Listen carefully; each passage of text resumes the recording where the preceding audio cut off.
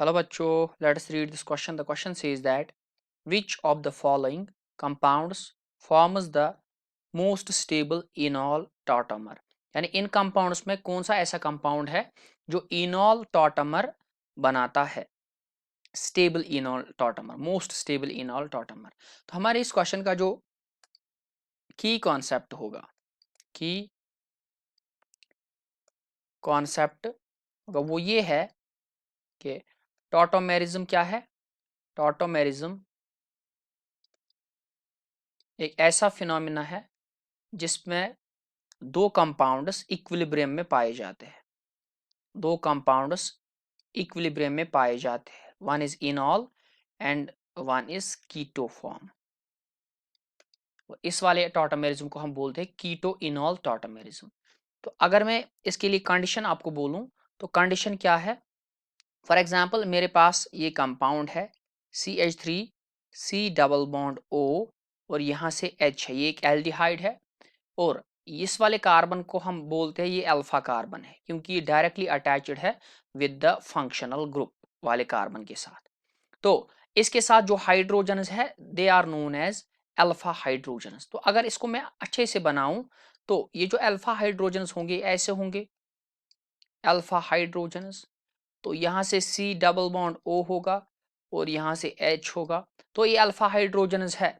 ये alpha hydrogen क्या करता है, ये अल्फा हाइड्रोजन के जो दो इलेक्ट्रॉन्स है, दो इलेक्ट्रॉन्स इस कार्बन हाइड्रोजन बॉन्ड के ये यहाँ चले जाएंगे, ठीक है ना। और यहाँ से कार्बन की पेंटावैलेंसी हो जाएगी, तब ये बॉन्ड शिफ्ट होगा इस डायरेक्शन में और ऑक्सीजन पे जो नेगेटिव चार्ज आया वो इस हाइड्रोजन को पिक करता है। इस वाली फॉर्म को हमने बोला था ये फॉर्म है कीटो फॉर्म, कीटो फॉर्म। और इससे अब जो फॉर्म बनेगा उस वाली फॉर्म को हम बोलेंगे इनॉल। और इनॉल कैसे बनेगा, CH2 बना हमारे पास, डबल बॉन्ड आया, C आया और यहाँ पे OH है और यहाँ पे H हमारा बना। इस वाले को हम बोलते हैं इनॉल फॉर्म। इनॉल क्यों, क्योंकि इसमें इन भी है डबल बॉन्ड और हाइड्रोक्सिल ग्रुप भी है OH ग्रुप।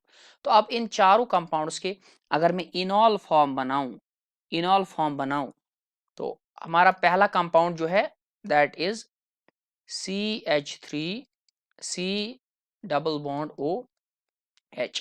वो इसका जो इनॉल फॉर्म बनेगा ये इसका कीटो फॉर्म है और इनॉल फॉर्म क्या बनेगा CH2 डबल बॉन्ड C, यहाँ OH आएगा और यहाँ H आएगा।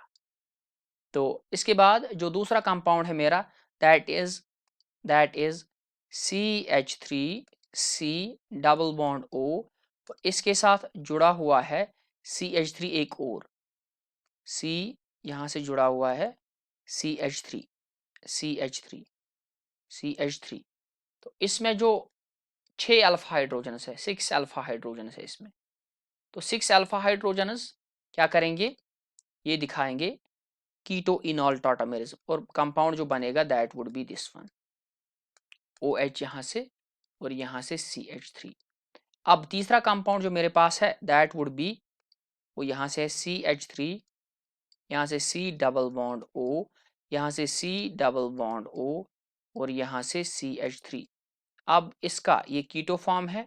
अब इसका जो इनॉल फॉर्म बनेगा that would B CH2 double bond C, यहाँ से OH होगा, यहाँ से C डबल बॉन्ड O होगा और यहाँ से CH3 होगा।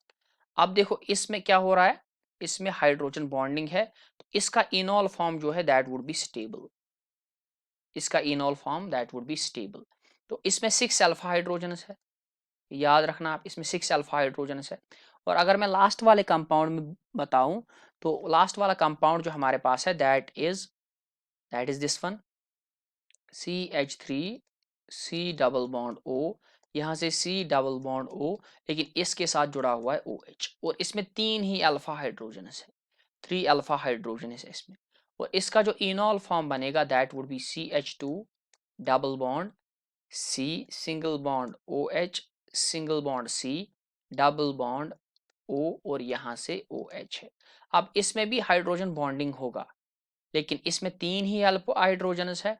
तो इनॉल कंटेंट जो है, इनॉल कंटेंट जो हमारे पास है that is directly proportional to the number of alpha hydrogens, यानी जितने अल्फा हाइड्रोजन हमारे पास होंगे उतना उसमें इनॉल कंटेंट ज्यादा होगा।